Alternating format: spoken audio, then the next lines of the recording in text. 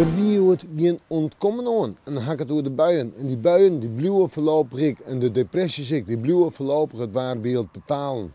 Nou ja, joen en vannacht buien. We komen ze weer te sneeuwen.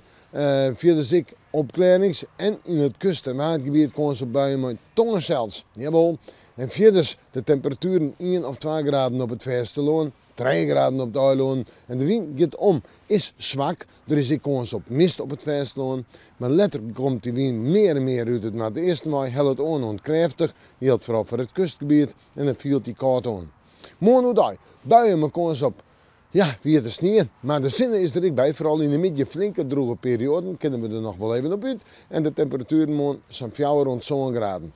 De wind die komt morgen uit het naar de eerste mei matig onkrachtig. Je houdt hem letterdel. In de nacht, jawel, kans op 1 of 2 graden frost en kans op glijdens.